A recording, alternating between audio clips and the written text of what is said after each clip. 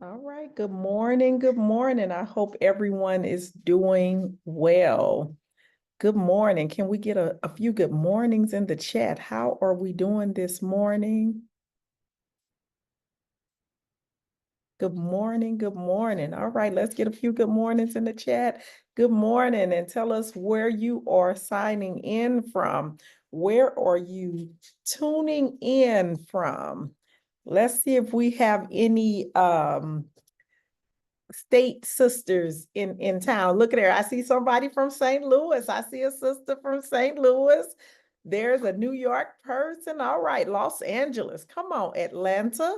Come on, Atlanta. All right, we got Pennsylvania in the house. Come on. Where are we tuning in from? All right, Atlanta, Atlanta. I love me some Atlanta. So good morning, good morning. Good morning, everyone. Ooh, Miami. Come on, Miami. I did my last birthday trip to Miami. Ooh, she said Callie's running deep early this morning. Look at her. There's another California. All right now. Callie is in the house and it's early in California, isn't it? Oh, I need to be more considerate of the Cali folks. All right, we got DC in the house. We got New York tuning in from Kennesaw, Georgia. All right. Yes, it's 7 a.m. in Cali. We're going to be a little bit more conscious of Cali time moving forward. All right, we got Philly in the house. We got folks in the house. I'm so excited that you are here. You could have been anywhere this Saturday morning, but you are here because you believe in the impact that you can make. And I believe that you're in the right place to make that happen. So before we jump in, I wanted you to just take a second and I want you to think about this. What would it feel like to see your program that you created, your love child, your thought process, your imagination impacting lives this summer? Imagine walking into a classroom or logging into a virtual session where your expertise is changing lives. Just take a moment and let that sink in because it's not a dream. This can be your reality this year. And I'm going to show you how to make that happen. Okay. So she said, that would be amazing. Anybody else? Can you feel that? Can you feel it? What does it look like? See, because you got to be able to visualize it, first of all. Now, keep in mind, I don't know if you can see me because I'm on PowerPoint, and so I can't see you, but I'll be able to see you in a few minutes once I minimize this screen. I don't even know if you all can see me. Can you all see me? Can you see me? Is it showing you a visual of me as well as the PowerPoint? So I want you to just, okay, she said yes. She said it would feel like, thank goodness. Yes, okay. So you got to be able to visualize this in order for it to really take place. Just to say it, that's one thing. But to be able to visualize it, that's something totally different. Let me tell you, when I got ready to leave the school system and I was trying to figure out what it was I wanted to do, once I figured it out, I was able to visualize myself standing in front of a group of teachers. And when I was standing there, I could see the round tables, I could see the teachers, and it was about 40 or 50 of them. And I was in the front and I was kind of presenting and I was walking around checking on teachers at the table. And then when it was time for everything to end, the teachers gave me a round of applause. And that round of applause sent chills through my spine. And I was like, that's it right there. I know that I impacted them because at the end of what I visualized, they gave me a round of applause. Do you know that it wasn't but 6 or 7 months later, I was standing in that vision in Greensboro, North Carolina. And as I was standing there, it came to me, this is what you visualized. I didn't know those teachers. I didn't know their state. I didn't know their school system. All I knew was that I knew what was in my head and what I'd done in my school. And so I used those results and that expertise to help that school. And you can do the same thing. So today, I'm walking you through the 5 steps to get your programs into schools, into community-based organizations, and colleges and universities, and to get paid for it. So here's what we're covering. Today, you're going to learn how to identify the right schools and organizations, because sometimes we have a great program, we will have an excellent program, but you're targeting the wrong people. Or we will have this idea that this program is for this type of place, when really it's not. So we're going to talk about how to identify the right schools and organizations. And then you got to position your program as the solution. It's a major reason why our programs are not being accepted into schools, why people pass on your program. And if anybody got to go into my Instagram today, you would see me actually reviewing a proposal, because I do proposal reviews. And that's exactly what was happening in the proposal that I was reviewing. She had not positioned her program as the solution. And then number 3, we're going to build relation. I'm going to show you how you build relationships and get in front of the decision makers, because so many of us have been in education for so long and we're so accustomed to the teacher role that we just step into the teacher role and we're always in that role. The 4th thing that I'm going to teach you is the way that you need to structure a winning proposal and the mindset that you need to have. And then we're going to talk about timing and follow up for approval, because sometimes we get confused about how this works, and you would have been funded and approved had you just done a few extra things. And so I'm going to walk you through how you do that today. So here's how we're going to make the most of our time. First of all, I need you all to stay on mute, just because it's a lot of us. We have about 150 people signed up for this session. And while, we want to make sure that our replay is clean, because there are some people who may not be able to make it. The ones who can't make it, they won't be able to get in on the Q&A at the end. So make sure that you stay on for the Q&A, because that's going to be at the end and that will not be recorded. So stay on mute, and I want you to engage in the chat. I'm going to ask you questions throughout, and I want you to drop your thoughts. I want you to add your wins or your aha moments, because I want this to be really interactive, but I also want it to be inspirational, because I know that there are a bunch of brilliant people on here, and sometimes we just let fear keep us from where we should be. And so we got to work to inspire and support one another as well. And it's not bragging, people.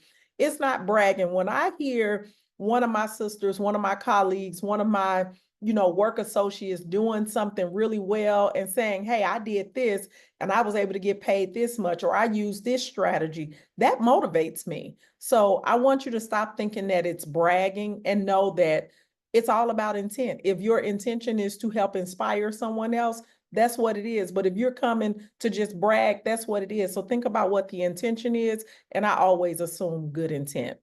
If you have questions, jot them down, because we're going to have a Q&A session at the end. Listen here, I'm not gatekeeping anything.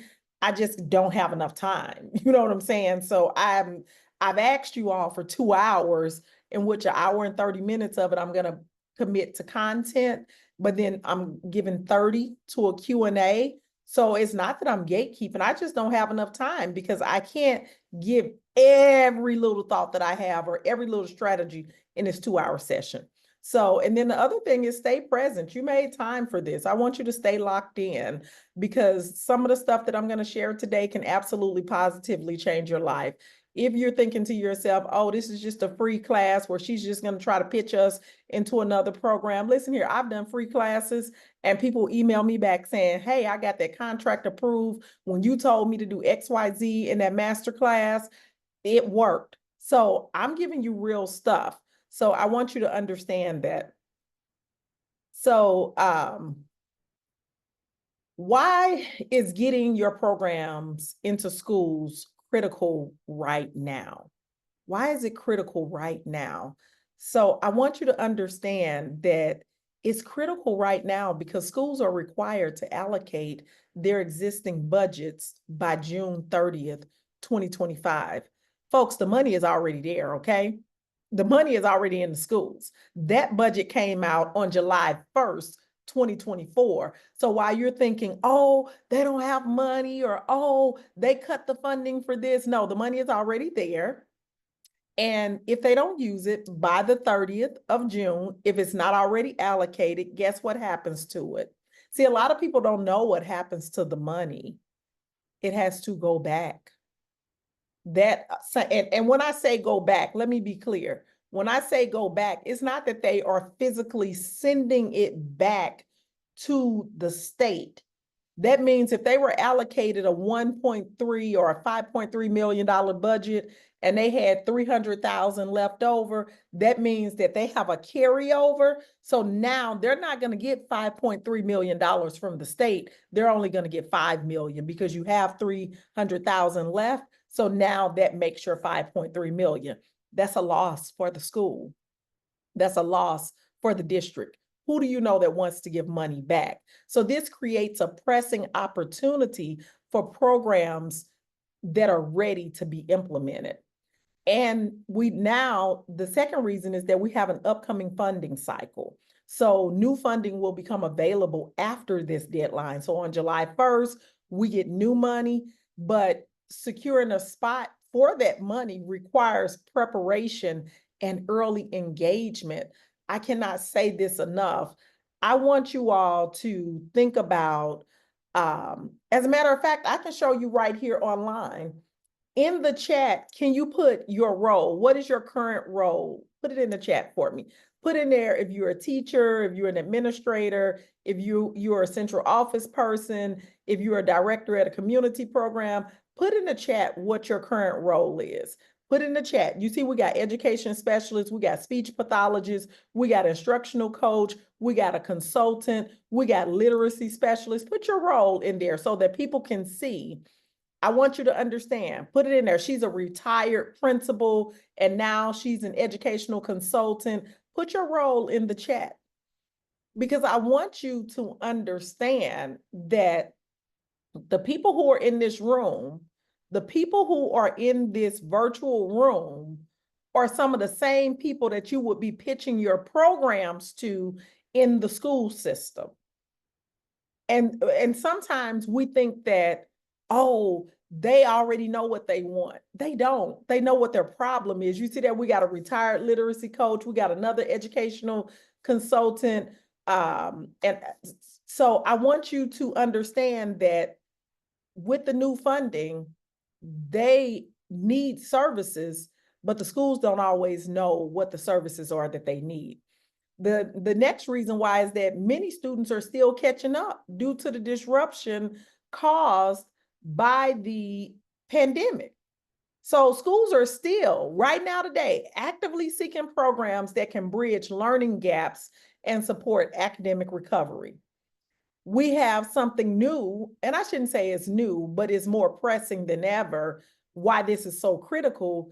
I don't know if you all understand that mental health and well-being was deeply impacted by the pandemic. It brought an increasing awareness of the student mental health needs. And so now they have programs that are focusing on mental health support, such as anxiety, depression, social skills. These are programs that are in high demand. ADHD, dyslexia, it's so many things. When I say that they are offering mindfulness in schools, they are offering gratitude training, because the pandemic, it shifted things for us. And then we also can't forget about the access to specialized expertise. So even though the schools have been doing what they've been doing for hundreds of years, schools often lack the in-house resources to address that every student need portion. So they bring external programs in to teach that specialized knowledge and those specialized skills that pretty much enrich the educational experience. So I want you to think about coding. I want you to think about right now, AI, honey, AI consultants are living it up. Do you hear me?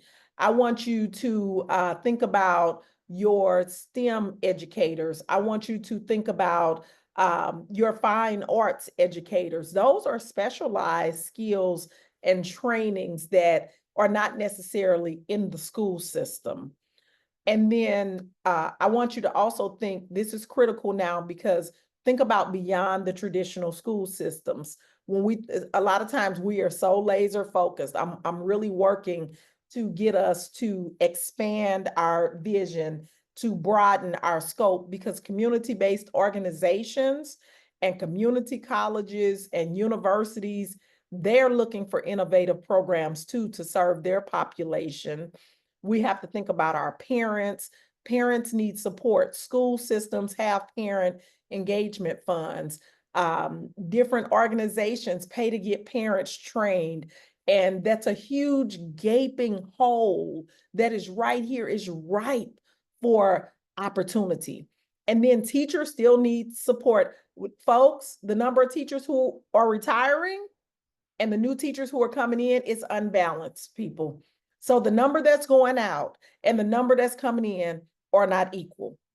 And so now they are allowing folks who don't have teaching degrees to come into the school system. And in a couple of states, they're allowing you that you don't even have to have an actual 4-year degree. So again, you got to think opportunity instead of the challenges. Think about what is the opportunity in that. And then even just in your broader community, opportunities that present itself, and even the times that we're in, even in this hard time right now, even right now where things are happening, deportations are happening. I got an email that the ICE detention center needed some support. She knew somebody else. They referred her, just got a contract with the ICE detention center in Chicago. You see, that became an opportunity. Although it's a chaotic time, it created an opportunity because it created a problem that they didn't know that they had or that they would have, and they needed a quick solution. Well, she had the quick solution because she already does this. She's already doing this, okay? So there's a demand for programs in areas like financial literacy, in STEM education, and teacher wellness, and things like online safety. Just think about the audience that you're catering to and what are the needs that they have. But in order to do that, you got to stop being distracted. I got to talk about this, and excuse me, because you know it's my morning coffee time. So the recent executive actions have introduced some significant changes. We've seen things like the proposals to reduce funding for certain educational programs and discussions about restructuring the Department of Education. But despite these developments, the fundamental structure of our education system remains intact, hasn't changed. Schools continue to operate, teachers are dedicated to their roles, and the need for quality education programs is still as pressing as ever. So I want you to consider this. I want you to think about this. Think about 2008, the financial crisis. Think about that. Some of you all were directly impacted by it. Some of you all may have been directly impacted by it. And many sectors, not just the financial sector, faced uncertainty. Even in the school system, think about what it did to the school systems. We saw fluctuations in enrollment. I know I was in one of those districts. The 2008 financial crisis created people to be moving out of their homes, the enrollment to dip, and then we had other people who were moving in with family members. Grandma, the household of 3 now became a household of 8. Students had to transfer in mid-year. There was a lot that was going on. I don't know if anybody remembers what happened during the 2008 financial crisis, but there was also the time that the Race to the Top program was launched. I don't know if we remember this, but I remember it. And you want to know why I remember it? Because I was able to do a summer program based on the Race to the Top program. And there were other significant reforms and funding opportunities that came from it. So I want you to know that this demonstrates that even in challenging times, education is always going to remain a priority, and you have to have proactive efforts so that you can lead the substantial support and move forward with the advancement. Oh, see, there you go. Homeless ed coordinator. Absolutely. So it creates opportunity. And even as Courtney said, um, I was a homeless ed coordinator. Think about how then they had to begin to educate the homeless, provide services for the homeless. This is contract after contract. They don't have that work or that expertise right there in-house because they're doing their job. They're not paid to do 2 and 3 jobs. If I'm and as she speaks about that, the homeless ed coordinator in our district had to hire an additional support person because the work was too much. That person already had their job. They couldn't then try to do 2 or 3 more jobs. That's where consultants come in. So it's essential that we recognize that while policy landscapes will shift, the mission to educate and support our community will persist. So I want you to focus on delivering valuable programs and aligning with the current needs. We can't stay stuck in the past. What are the current needs? Because you can navigate these changes effectively and continue to make that meaningful impact that you've been making. So while it's so easy for us to become distracted by policy changes, it's so important to focus on the tangible opportunities that are available to you. See, that's what they want, folks. I know. I'm just going to touch on this for a minute because you all know I get passionate about this. I want you to be able to capitalize on these developments. See, they want you so focused on what executive order is being signed, what's happening over here, what's falling out the sky. See, while you're focused on that, you're not focused on the opportunities. Let me just give us some of these little opportunities real quick. Right now, they just signed an order where the FHA loans, anybody looking to buy a house, anybody looking to get a new home, anybody looking to move. No, you're not looking to move because you're so focused on all of the bad stuff that's happening. You took your eye off the target. Guess what? FHA just said, we have a new program where we're going to allow you to buy a house. We're going to give you a reduced interest rate. We're going to give you the money to rehab that house. Folks, your first payment ain't due for 12 months. That's the FHA deferment program that just started. It's the ink ain't even dry. Oh, y'all. Okay, let me just relax. Okay. Okay. Nancy said I needed to hear this. Do we understand that land is for sale?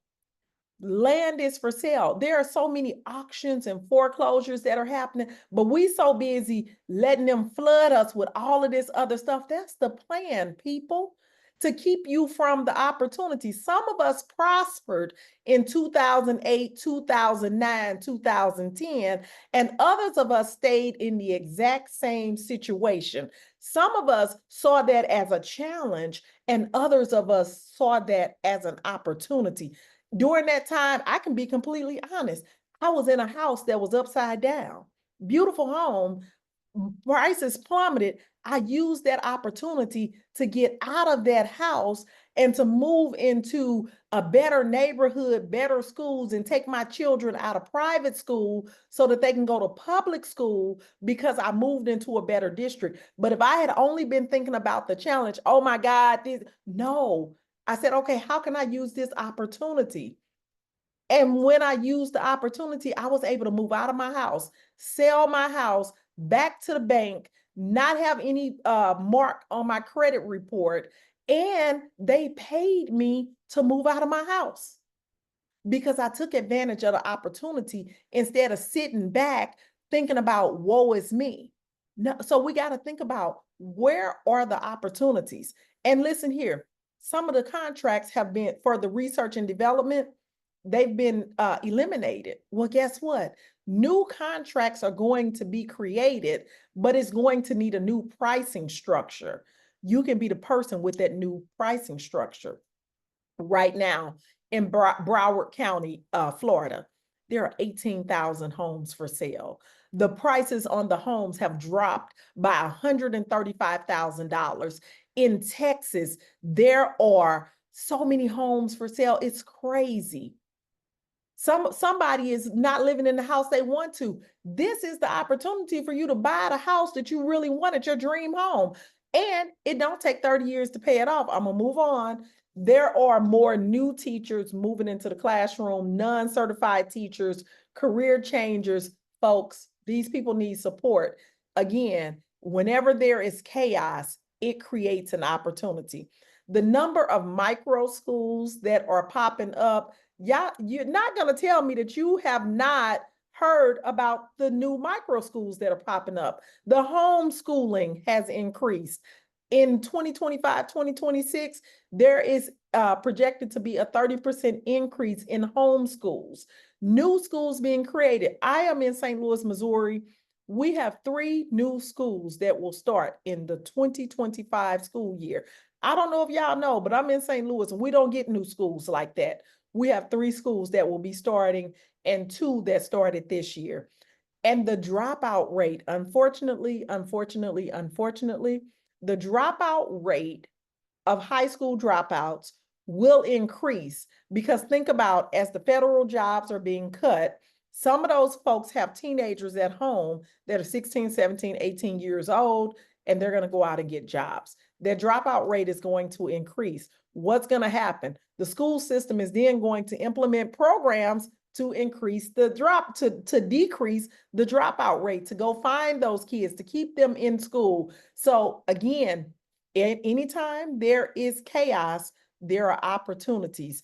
And with the voucher system that's coming, people are already prepping. They're already interviewing at the private schools.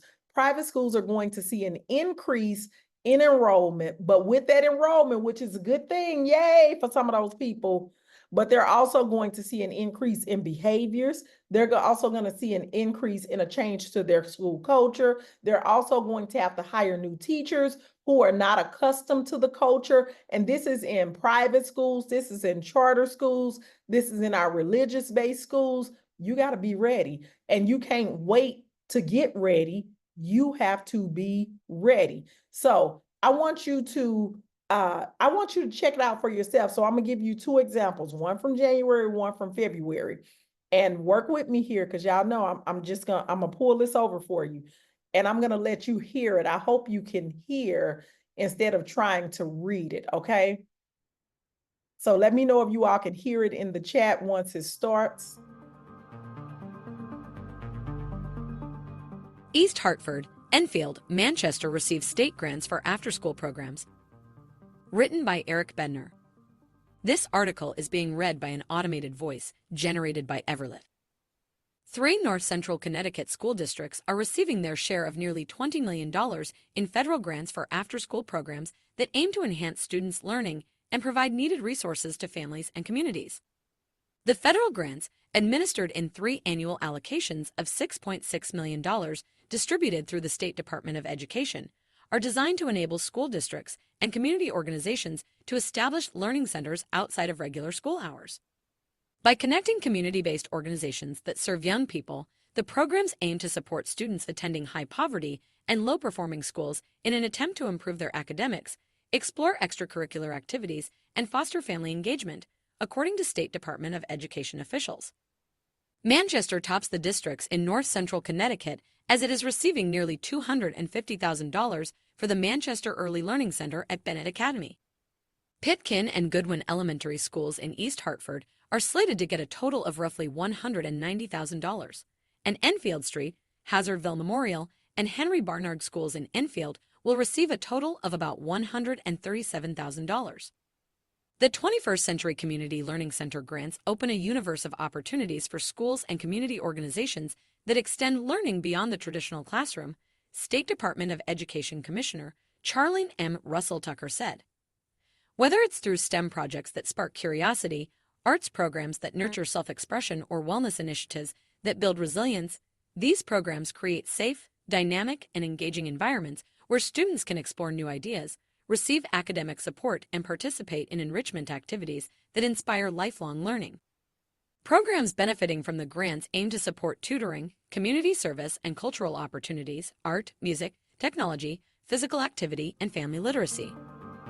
Goals include boosting academic performance, promoting physical health, reducing risky behaviors, and provide a safe environment for students when they are not in school. Okay. So you just heard and was able to, if those who could see it, to read it about a grant that they received. Where would you see yourself in that grant? So they received a $250,000 grant. They told you how it was broken up to be allocated to each school and what type of programs it would support. Did you think that when they applied for that grant, that they knew what programs they were getting the money for? The school doesn't know what program they're getting the money for. They go after the grants, they win it, and then they have to find the programs to use the money for the grant on. So would your program fit into that grant? Tell me in the chat, would your program qualify for that grant? Courtney says, yes, ma'am. Stacy says, yes. You see, so but the idea is when they posted that article to say that, now that was in Connecticut. And I know some of y'all thinking, but I don't live in Connecticut. Stop limiting yourself. You do not have to live in a location to do a program. That's another subject for a whole nother day. There are ways to be able to outsource your programs as well. Jennifer says yes. Courtney says, with your help, I will, absolutely. So I want you to understand, when that came out, you know what experienced consultants did, and people who saw their program in that grant, we made connection with those people. And we said, hey, congratulations on the grant, blah, blah, introduce yourself. Let them know these are the services that I offer, would love to support you. So let's look at the next example, because I want you to see more than one example, so you won't say that I'm making this up, I'm trying to pull your leg, I'm trying to scam you. These are right in the news right now, okay? So I'm going to show you this second example, because I want you to understand that community-based organizations use their grant money and their money to outsource to consultants as well.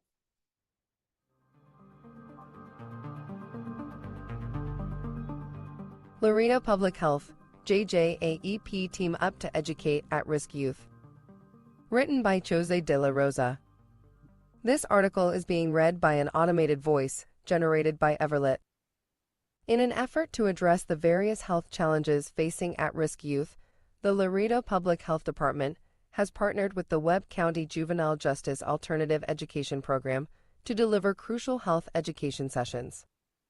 This initiative aims to equip young individuals with the knowledge and tools necessary to make informed decisions about their health and well-being.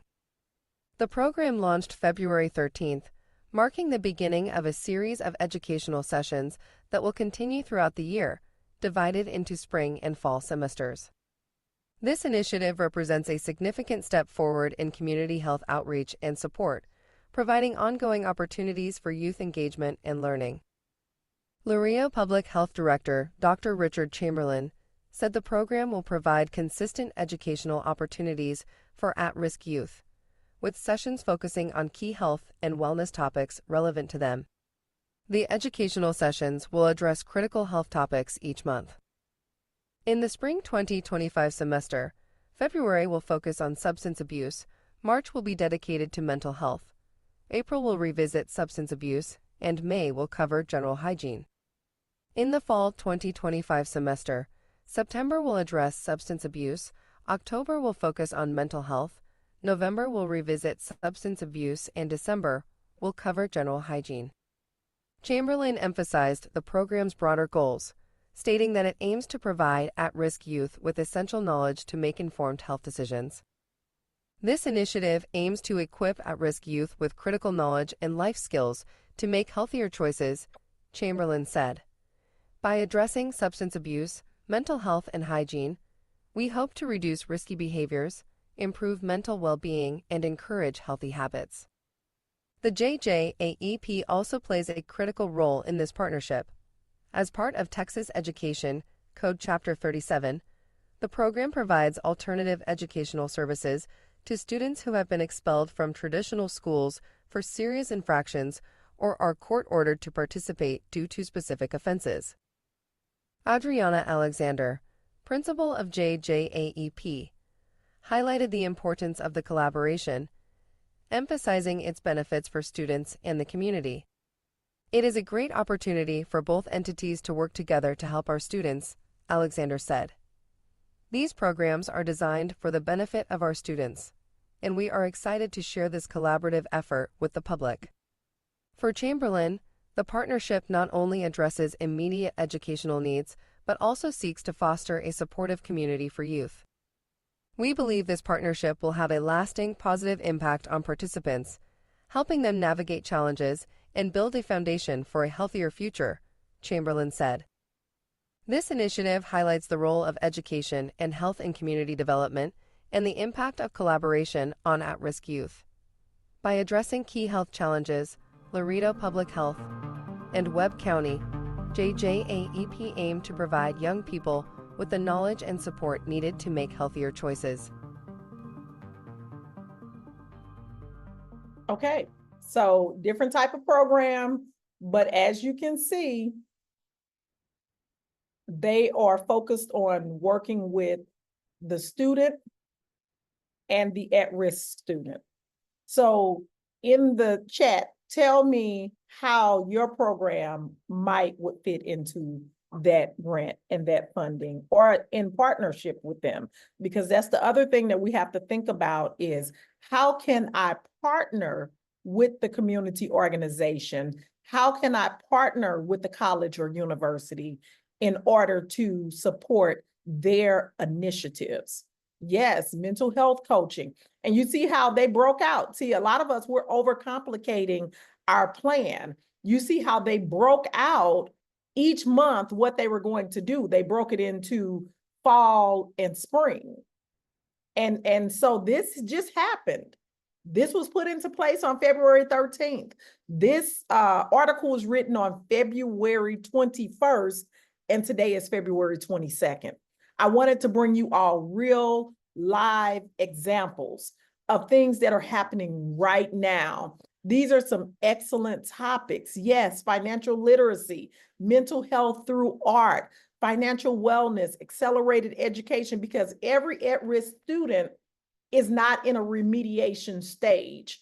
3 through 5 reading coaching. We already know that many of the at-risk students are behind in their reading skills and they're missing some of that foundational learning. Well, guess what? The community-based organization doesn't have a reading specialist on site to help kids. They need training, career planning and literacy, SEL and mindfulness practices. Yes, you can definitely partner with the prisons. There's a lot of money in the prison system. Let me just say that flat out. And not only in the prison system, but in the juvenile system, because a lot of people, they shy away from that. And so it makes your opportunities even greater. And especially when you have the staffing. Oh, it's so much that I could say about that. Oh my goodness. And look at Latasha. Latasha's on here because baby Latasha is in the juvenile system in Missouri. And her program is working. They are looking for people. I'm just telling y'all the truth. Yes, the prison to workforce pipeline. So how would an extra $10,000 to $15,000 change your current situation for this summer? See, a lot of this is that we just got to get out of our heads that we get paid 24 times a year. A lot of this is understanding that I don't have to do this for free. A lot of this is understanding that because I'm a teacher doesn't mean that I have to work and receive less than. So I want you to pause for a moment and ask yourself, if you had $10,000 to $15,000 this summer, what would you be able to do? Would you be able to pay off your car? Would you be able to knock years off your mortgage statement? Would you be able to take that dream vacation? Would you be able to invest in your business or your personal growth? Maybe you're going to clear the debt that's been weighing you down. That's right. She said travel. Whatever it is, it's possible when you stop thinking that the only way to make money is what a school system pays you as an employee. When you stop thinking that, if you're doing it in schools and you're already working one contract, I'm telling you, you can work more than one. That's the only difference that I'm showing you. And so let's break a few of the myths and then we're going to get into the content. First of all, I want y'all to understand, she said she's going to travel and take her 2 college students. I could tell you so many stories. Oh my goodness, but I know we don't have that type of time because a lot of these things are things that I believed, and it wasn't until I had to shift my mindset. And those who know, they know, I just came back from my 50th birthday celebration. 28 of my family members came to Puerto Rico with me. I was able to pay for me and my sons, and it was amazing. Okay. The school system could never. Okay. So myth number 1 is that it takes 30 years to pay off a house. What if your program could generate enough in one summer to shave years off that timeline? We got a couple of financial people on here, and I know Melissa's on here. I just saw Melissa respond. So there is the thing where if you just pay one extra house note per year towards your principal, not just an extra house note, but it has to go towards your principal. So if your house note is $1,800, you pay your $1,800 every month, and then you pay one extra $1,800 towards your principal. That takes so many years off your house note, off your payments. So our financial people, tell us in the chat. So think about if you were to pay $15,000 or $20,000 in 2025 on the principal of your house note. How many years would that take off? Some of you all believe that I need more degrees and certifications to earn big money. Don't you go out and get another degree. Don't you go out and get another certification. Don't you go out and get another set of trainings. You do not need more qualifications. You need the right strategy, and you need to position your expertise for the right audience. Stop thinking, oh, I'm going to go get my PhD. I'm going to get my EDD. If I had a master's, it doesn't matter. They're not going to pay you more because you have a degree. That's what the school system does for teachers. That's not what the school system does when they're working with businesses. Stop thinking, I'm going to get certified in this. I'm going to get certified in that. You do not need that. Honey, you've been working in the school system. You've been getting results. You've been working with kids. You've been directing programs. You've been putting programs together. You've been writing curriculum. No degree is going to make you better at that. We do that in order to make ourselves feel more confident. No, you have what it takes. You just need to position it. Think about the consultants and the PD developers who come into your building. Do you stand there and say, well, I'm not going to listen to him because he don't have a doctor in front of his name, or he don't have but one degree? Most times you don't even know what degree they have, because guess what? They are coming in as the expert. We don't question the experts in front of us. So then schools only pay their employees. That's not true. Schools outsource programs and workshops all the time. You all see it every single day, and they have a budget to pay for your expertise. I need you to start thinking differently. I need you to say to yourself, what I know is valuable. These are affirmations that people need to be saying to themselves, especially like Jonah, who says she needed to hear this. What I know is valuable. There is more than enough funding. I just need the right strategy. I can earn what I deserve without overworking or overcharging, or undercharging. I'm sorry, not overcharging, undercharging. Opportunities exist, and I am ready to grab them. But we cannot see the opportunities if we are so focused on the distractions. And I promise you, that's what they want you to focus on. That's absolutely what they want you to focus on. There's somebody who's sitting here saying, I ain't never wanted to make a lot of money because all of the people I know who make a lot of money, all they do is lie and steal. That's not true. I don't know what the people are that you know, But when you make a lot of money, it provides resources for you to be able to help in a greater way. Some of us are afraid because in our families, we think that they already want a lot from me now. Well, now if I make more money, they're going to want even more. It's not true, y'all. It's about personal boundaries. And if you need help with that, we can help you with that. And there are other people who can help you with that. For the person who's sitting here just saying, I just want to be comfortable. Shame on you. Shame on you. Shame on you. Okay? It's not enough just to be comfortable. That is a low level of thinking to think if I can just pay my bills and just have just a little extra in the bank, I'm good to go. That's not what the Lord intended. I'm sorry if y'all not spiritual, but that's not what the Lord intended for you. The Lord said abundance is your birthright, and you're supposed to give from your overflow. The only way you can get to the overflow, the only way you can get to your overflow is by filling your own cup up. And then what flows over is what you're supposed to give. You are not supposed to be giving from an empty cup. I'm robbing Peter to pay Paul, and I'm trying to help my daughter. So I'm teaching my daughter to rob Peter to pay. Let me move on. For the people who talk about this fair stuff, I'm just giving y'all a few of these myths that we have. For the people who are talking about it's not fair, I show up every day, they always asking more of me. Your problem is that you think that it's supposed to be fair. Fair is where you go to ride rides and eat cotton candy. That's not what life is. A fair is where you go to ride rides and eat cotton candy, get you some popcorn, look at the horses and the elephants, but that's not about life. And because you expect things to be fair, that's a messed up mindset to have. I'm just telling you, I want you to honor the fact. Let me tell you the transition that I had to make, and then I'm going to get on into my stuff. I had to honor the fact that I was a beautiful, brilliant Black woman, and I'm not accepting less. That's what I had to do. I had to honor that fact. A lot of us, we are amazing. We are highly talented. We are gifted. People come to you, they're asking for your support. And because you have not honored yourself and honored the gifts that God has given you, you keep doing it for free, thinking that it's going to make you a better person.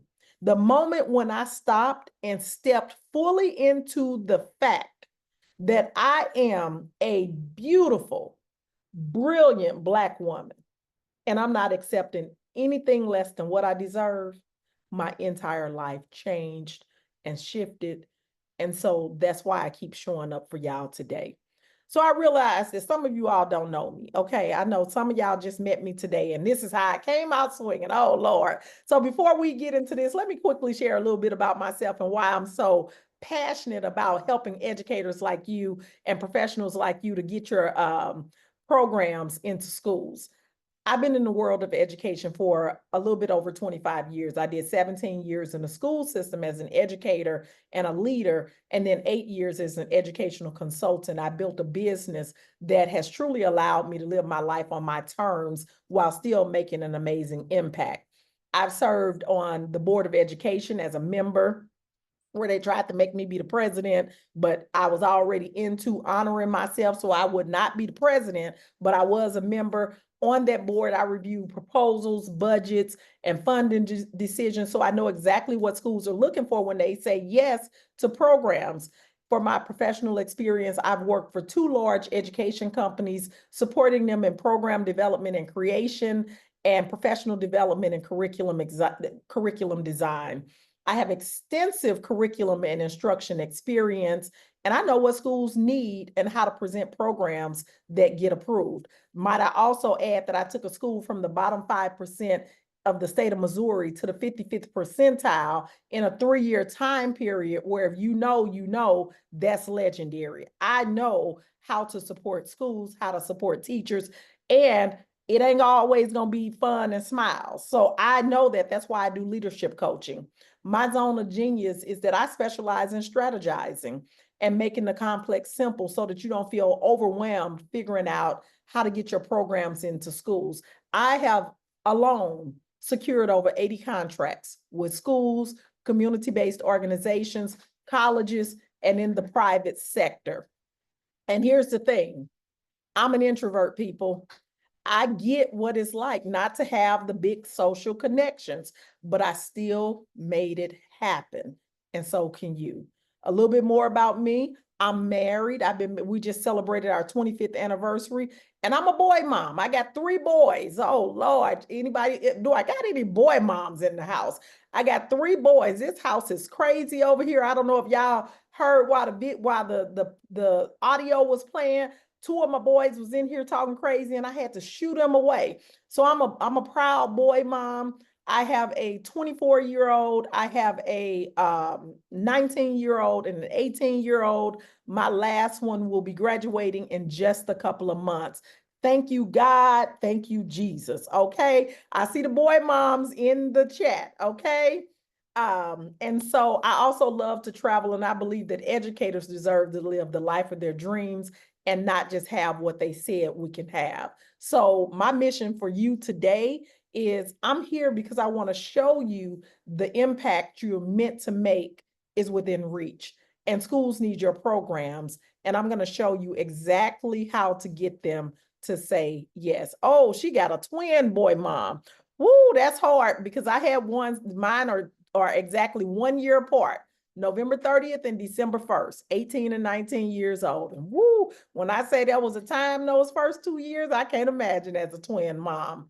So step 1, we're getting into the meat. This is where you get that pencil, that paper out. Now the slides will not be sent, but we'll send the replay out to those who have registered. You won't get the Q&A. So the Q&A is only for the people who are actually staying for the full session where you will be able to ask your question. So step one, get your pen and paper out because we're going to talk about how to identify the right schools and organizations, because guess what? Not every school is the right fit, but the right ones are definitely ready to say yes. So this is where you start your notes at, people. So I want you to target schools that have identified needs. So if you know that you work with struggling readers in early childhood literacy, so you specialize in that K-3 strategies for struggling readers, you need to target schools that are in the needs improvement or underperforming categories so that you can pitch directly to them. A lot of times we're pitching to the wrong people.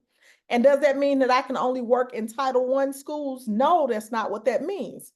I want you to seek out, look at the districts with the large populations of underserved students. When I say underserved, that does not just mean Black students. Let me say this again. We have Native American students. We have Hispanic students. We have Asian students. Look at the population of underserved students and be open to creating or to adjusting your program to meet those needs, whatever those social, emotional, academic, or community needs are. Sometimes we get so laser focused because we work in a Title I school. Thank you, Emily. Rural students. So you have to think bigger. Don't just think, oh, I work in a Title I school and 90% of my population are Black students, so I'm gonna help. No, think about the skill that you're providing, and think about the characteristics of the student. They didn't get enough support when they were younger. Maybe they missed school, whatever the thing is. Yes, alternative schools, absolutely. So I want us to target schools with the identified need and stop thinking about just race. Yes, there you go. We have an influx of Turkish students in the suburbs. I did a contract in Indiana. They had an influx. I don't know what happened. I have no clue what happened, but they had an influx of Burmese students who showed up. They had over 200 students who enrolled for that upcoming year. The previous year, they had about 50. And then the next school year, they had about 200. Well, guess what? In my school system, I went from 92% African American to 80% African American, now serving 14 different nationalities, speaking 11 different languages. We got to think about how we're prefacing stuff. So what did I do? I sent my proposal and I talked about how we went from a homogeneous population to now having 14 different nationalities and 11 different languages being spoken in one school. Notice I ain't said nothing about race. They don't need to know that I was in an all-Black school. I talked about what it looked like to have a homogeneous population and then this influx of 14 different nationalities and the learning and training that we had to do and how I can help your staff to do the same thing from experience. That's how I got into the Indiana school system. Okay, so I want us to understand that you got to think just a little bit different. Charter schools and private schools, they have more flexibility, folks. They can choose external programs quicker. So we love charter schools. We love private schools. You can get those people on the phone if you know what to say, how to position it, and you have what you need to really nail it in and send all of the artifacts that they need. Yes, she says she's a multilingual specialist. She needs to look at school populations and the skills needed at specific sites. Yes. So I want you to target schools and that have an identified need and stop just doing this random, I'm going to do this school system because it's 2 miles away from me. We got to target. Then when we talk about community-based organizations, listen here. We got boys and girls clubs, YMCAs, the Urban League, local nonprofits. Your local nonprofits, where do you all think they're getting their money from? They are 501(c)(3)s programs, and they get grants, and they cannot use the money themselves. They have to outsource that stuff or partner with other companies. Your company does not have to be a nonprofit. It can be for profit. So just like we have Latasha on here and she does the socially savvy teen and she helps the students, the teenagers to have healthy relationships online and offline. Well, she works in the school system, but she also works in the juvenile system. And so her program would be perfect for the Boys and Girls Club. Her program will be perfect for a summer enrichment program for the St. Louis Parks and Recreation and other local nonprofits that are in the area. But a lot of times we don't know about the nonprofits because guess what? A lot of us are teachers. You're in the school system. You're working every day. You're not utilizing the services because you are gainfully employed. So you didn't know that there are 75 nonprofits within a 50-mile radius of you who you can pitch your program to that already provide after school or summer programs. And they just want to be able to offer a more robust offering because the more people that they can get through their doors, the more grant money they can get. Listen here, our parent organizations, they're looking for educational support. These parent organizations are looking for financial literacy. They're looking for online safety. They're looking for college readiness. And let's not forget what the parents need. Parents don't know how to deal with kids with ADHD. And for my holistic people, my niece just signed up for a program. Her son, he's in kindergarten. He's about to be in first grade. All over the place. Little Braylon is all over the place, honey. All over the place. And the doctor wanted to put him on Ritalin. And so she refused the medication and she wanted to try a holistic approach. Went right online. This lady has a program showing her how to detox her household, how to detox her son to try to get better results. And it takes him step by step, starting with eliminating the red dyes, decreasing the sugar, changing her breakfast. When I say my niece paid this woman $3,500 and it is working. For the past week, he has not had any major situations in the classroom. They can notice the difference, but she already told her it's going to take about 30 days to get all of that detoxing out of his system. But think about that parent. She is a parent. She's 32, 33 years old. They're trying to put her kid on medication. She doesn't want her kid on medication. She went looking for an alternative. Something popped up on social media talking about how to detox your ADHD kid so that they don't need medication. And bam, a marriage was made. That woman now is her mentor who's helping her. I'm just saying, let me move on. Universities and colleges, they run summer bridge programs. They run mentorship programs. Folks, you need to partner with these people, okay? You need to partner with these programs. Stop thinking that you got to do this alone. You can go and partner with them. And when we talk about the research funding priorities and strategic plans, the first thing you're going to do, go to the district website. I'm giving you the steps. Go to the district website, review the district strategic plan. This is going to show you where their priorities are for funding.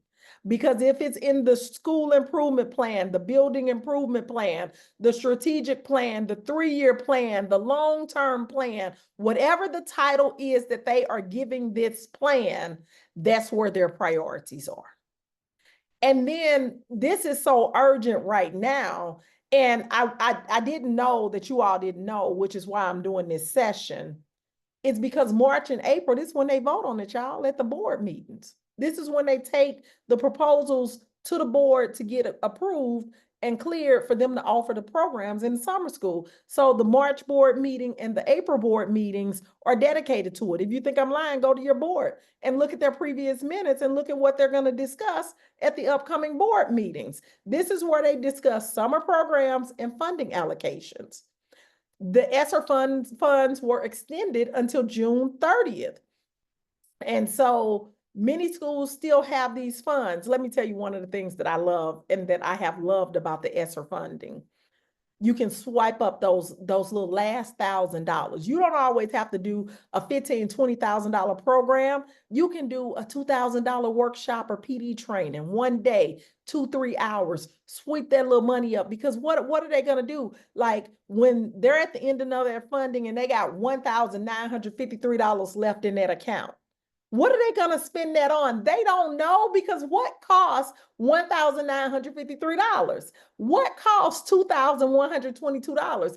It's those little amounts. Sometimes we don't always have to go for the big. We can rake in the small and be able to have a really good time. So that's what a lot of us did last year, and then they extended that funding, and that's what's happening now. So I encourage you to go in, sweep up those little crumbs that's left over. Stephanie, you hear that?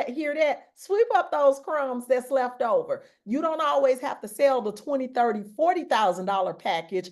You can get the $2,100 workshop, the $1,800 virtual PD series for parents, whatever it might be. And then check out your community organization grant portals. They have local and state level grant funding that's tied to educational outcomes. I'm telling you, there is so much available for you. Step number 2, you got to position your program as a solution. Schools do not buy programs, people. And this is what I'm helping the young lady who I'm helping with her proposal, because I do proposal review for the people who are in my program, because guess what? I literally want you to win. They buy solutions to their biggest challenge. So if you're presenting a program, that's not what they're going to buy. You're going to get passed on. They're going to say, no, let's go on to the next program. They buy solutions to their biggest challenges. So what are these decision makers looking for? The principals are typically focused on student achievement, teacher performance, and school climate, okay? Like that is their ultimate focus. That doesn't mean that's the only thing that they do, but understanding kind of this hierarchy. Superintendents are focused on district-wide impact, equity, and long-term improvement. So when you're talking to the superintendent, you are talking about a program that is 1 year to 5 years, okay? and we love multi-year programs. So that means that we're going to start at the foundational level in year 1. Year 2, we're going to see growth. And year 3, we may see sustainment. And year 4, we may have extension. So I'm just giving you all some ideas on how that works. So you shouldn't be talking to the superintendent about one school. You're talking to the superintendent about district-wide impact. Well, what happens when you talk to us, and when you talk to them, you're still talking about your program. It's just that your program is going to be implemented at 5 different schools. Well, Dr. D, it's only one of me. How am I do 5 schools? Girl, listen here, gentlemen. We can hire people. I can show you how to hire people right there in the state, even right there in the school system, to be able to do the program. And we got to stop thinking that we're the only ones who can do what it is that we do. You can hire high quality teachers, high quality consultants to come in and, quite frankly, deliver the program better than you would. When we're talking about program directors and curriculum coordinators, you want to know, they want to know how your program aligns with their curriculum goals and standards. That's when you're talking to your program directors, when you're talking to your curriculum coordinators. You got to be super clear about this. This is why our pitches are landing on no's. And then when we're talking about our community partnership coordinators, they're looking for programs that's going to strengthen community ties and family engagement. We so often get it wrong. We think that the community partnership coordinators are looking for all of these different individual results. No, they're a community program. They want to know, how is this going to benefit our community? How is this going to increase family engagement? And so you got to be able to succinctly point that out with results, okay? And with actual data. And so this is why our pitches are landing flat. And then we think that, we think that it's not a good program. It is a good program. You're just not pitching it right. And then when we talk about the top priorities for approval, listen here, programs that align with district strategic goals. Number one, align it. If you're not going to align it, the people shouldn't have to struggle to try to figure out how this is going to work with their goals. And then what's really big right now, initiatives that increase student engagement and reduce learning gaps.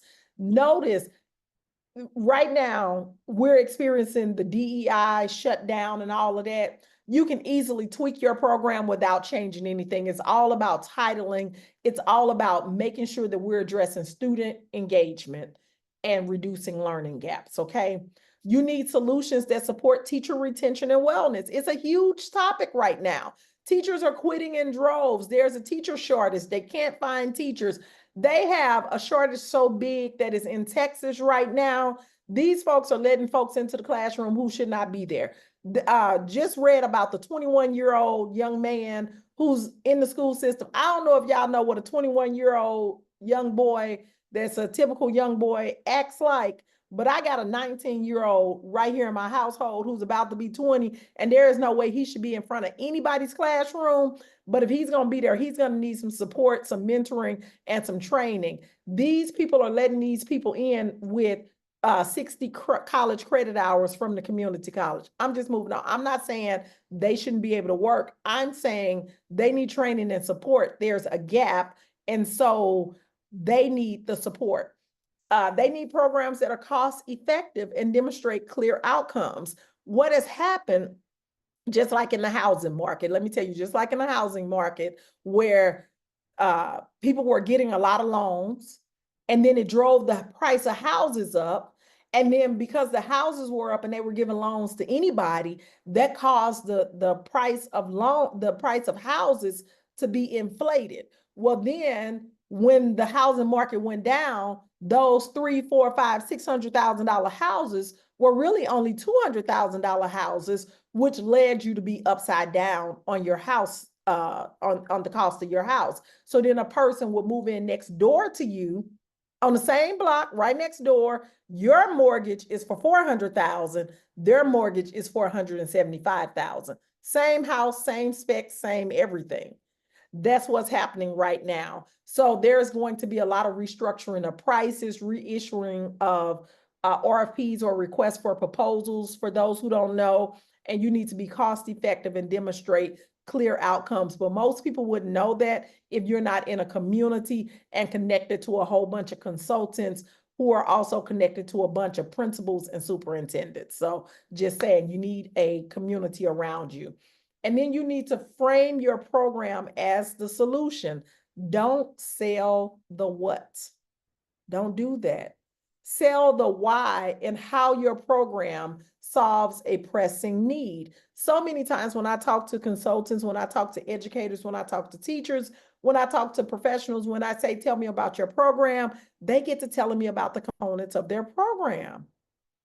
And as you're telling me about the component of your program, it's making me think, oh, I don't want to do that. Why would I want to do that? You adding extra work onto me. No, that's just like when it's time to go on vacation. We don't think about, I don't want you to tell me about how I'm getting to the vacation. I want to know about Hawaii. So don't tell me about, yeah, because when you got to go to the airport and you know those lines are really long because TSA, they just fired 200 agents. And so those lines are really long and it's a 6-hour flight and you have to sit there and you're not in first class, you're going to be in economy because the first class tickets were $1,500. And so that's the same thing you're doing when you're saying it's 4 PDs and 16 teacher training sessions and one-to-one coaching and I got a workbook and I got that. Nobody wants that. That's the what. We don't want the what. We want the why is this important and how is this going to solve our problem? I'm trying to get to the beach to see the blue water, to have my drink in my hand, to have my bathing suit on, to have my iPad on my lap with my movie playing, to hear the birds chirping and nobody bothering me. That's what I'm trying to get to. So what are your people trying to get to? And you need to be clear about that. And then you want to identify the pain points, okay? Yes, she says, great way to frame it. Thank you. So identify the pain points. Instead, like we want to be so academic. Oh, I want to go so deep into this. Oh my goodness, let me stay focused because I know my time is running out. So you got to ask questions that get straight to the point. Are students disengaged or falling behind? How does your program accelerate learning recovery? Your current program. So if I'm talking, I'm a K-3 early childhood educator. And the reason why this keeps coming to my mind is because Chandra and I did a one-to-one the other day, and she's an early childhood educator. So if y'all wondering why she keep talking about this K-3 reading specialist, because she works with struggling readers. She's been doing it for 40 years. She's amazing. And so I've been helping her put her program together and we got it all situated. She has an amazing program now. But when she's talking to her early childhood program director, her question to her is, how does your program that you currently have accelerate learning recovery for struggling readers? And allow that program director to answer. I hope this is making sense. Jessica says, self-reflecting on how I bragged about offering a workbook. See? So for the people who do teacher wellness, the question you want to ask is, do you want to ask them, what do you do to support teacher well-being and to currently reduce turnover? Like you got to know the questions to say. And when you want to know, how does your program how does it currently serve your Indian students? Or how does your program currently serve your Hispanic students? Ask the question. And then you can even have the data ready to show that it doesn't. But we're not trying to prove it to them. We really want to engage in a dialogue. So identify the pain point, but it shouldn't be a 20-minute conversation. It should be one question and perhaps a backup question. And that's what I do when I help people to come up with their pitch script so that you know your key questions you need to ask and how you lead this conversation so that you are not like Jessica and bragging on offering a workbook, okay? So Then you're going to use data and case studies and success stories. People, let me tell you, when I say decision makers trust data, show them the results and show them your results. So I'm giving you examples of what those results might look like. Now, some of us do an overkill, especially my data people. My data people, we don't need 26 pieces of data. We don't need to see all your graphs and charts. That's not what I'm saying to you. This is where we get confused because we think that this is a dissertation and it's not. You're talking to regular people, whether or not they are educators. You don't know who sits on that board of education. We know that parents sit on the board of education, regular community members, and you cannot overwhelm these people with data. So highlight the measurable outcomes. Participants showed a 20% improvement in reading levels within 6 weeks. Let me give y'all this little cheat code, okay? Because I was talking to Chandra, and she was telling me about her current classroom. And Chandra said that she has 10 kids, all of them were below reading level, and she's made significant progress. And she said that, I think she said 3 of the kids are already on grade level, and she has plans in place to get the other ones on grade level. And so as she was talking, I was telling her, right, so you have already experienced a 30% improvement in reading levels within 8 weeks. She hadn't thought about it like that because all she thought about was 10 kids. That's fine that it's 10 kids, but that's still 30%. You see what I'm saying? I hope this is making sense. So then you can share stories of successful partnerships as well. We got to talk about the other schools that we've worked at, the mentorships programs that we've done, and it does not have to be a paid opportunity. Partnering is partnering, whether it was paid or not. There are so many strategies I can give you for this. Oh my goodness. So you would say something like, at XYZ Middle School, our mentorship program reduced absenteeism by 15% in 1 semester. Yes, a win is a win. Yes. We're receiving high impact award from the state of Florida. Yes, that's a differentiator. Absolute. Go alert. Now, come on now. That's a good one. Y'all need to stop. What you're telling me, Goler, and I hope that I'm saying your name correctly, is that you are an award-winning educator. Okay, you're an award-winning educator. Stop sleeping on yourself. You're playing games because these people done said you're amazing. Let's give you an award, not only any award, but the high impact award. And you're wondering if people will pay you for what you do. The state of Florida already paying you less than you deserve. Florida has one of the lowest pay rates. That is crazy. The little bit of money that Florida pays their teachers. And you can definitely use those accolades to capitalize on. Yes, use their metrics. So for testimonials, you all can get quotes from teachers, from principals, from parents, and it just makes your pitch more relatable and more credible. You need to ask the people for testimonials, to do a quick video for you, to write something for you. And I know that may seem a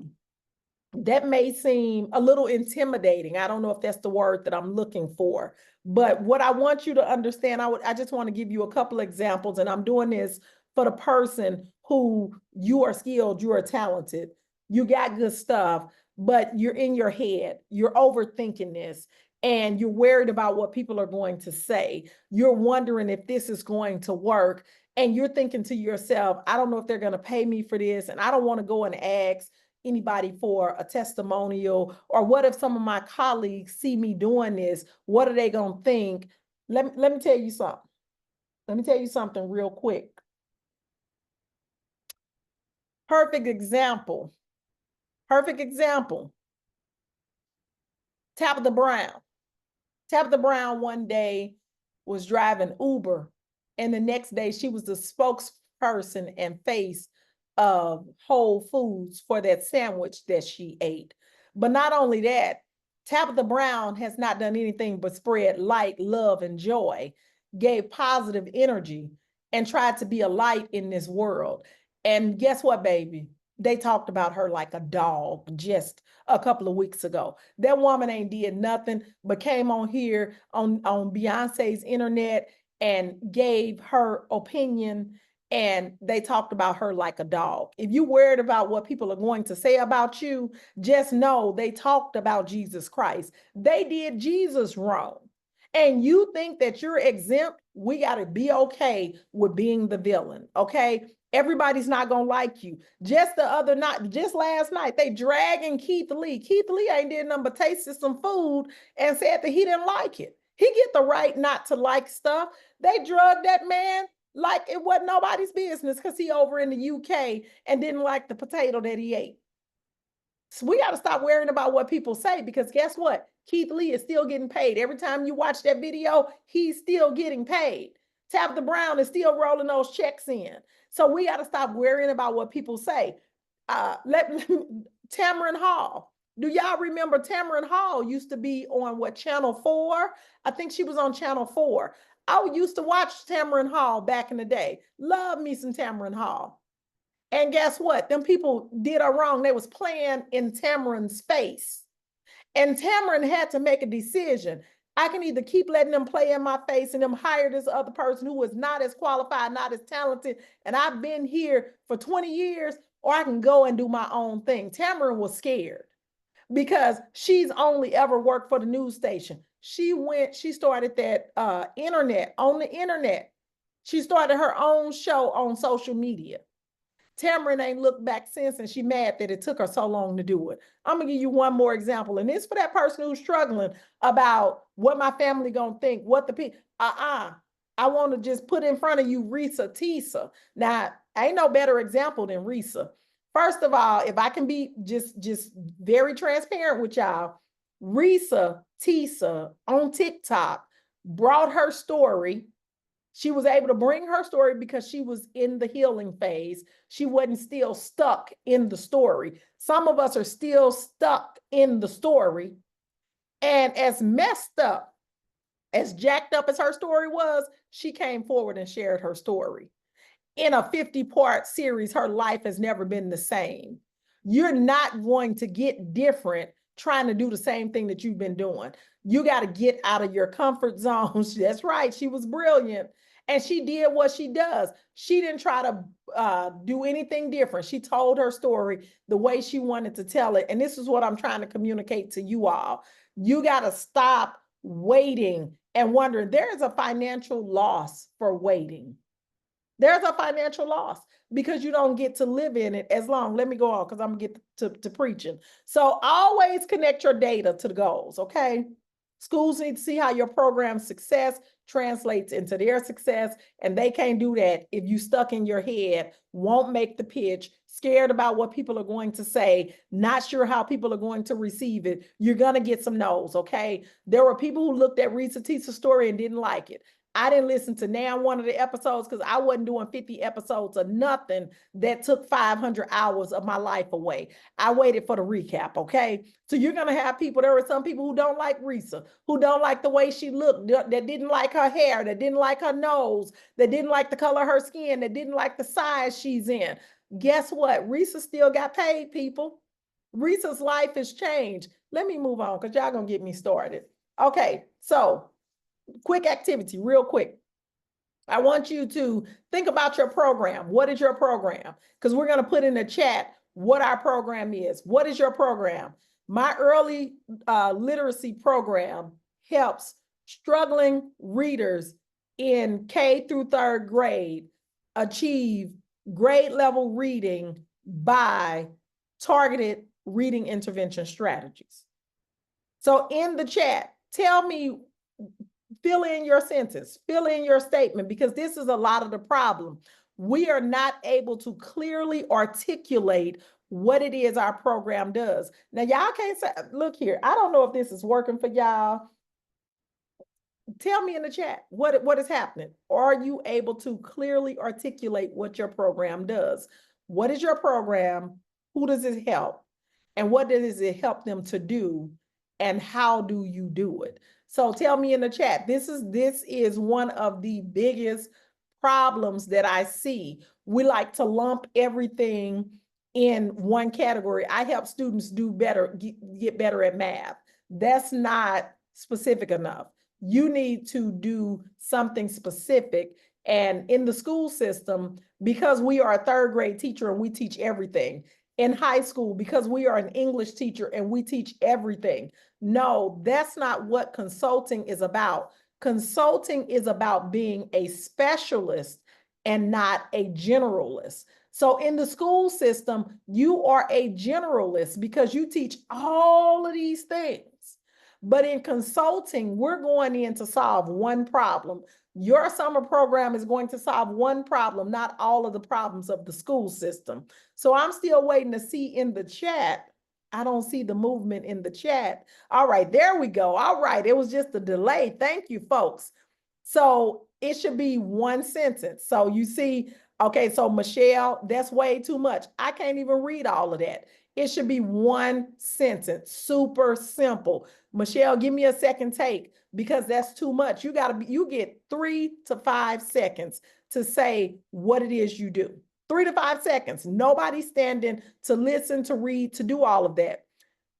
So who is this? Maat says that her program, New Teachers Upliftment Program, helps new teachers achieve effective classroom management by the end of the first quarter. How are you doing this?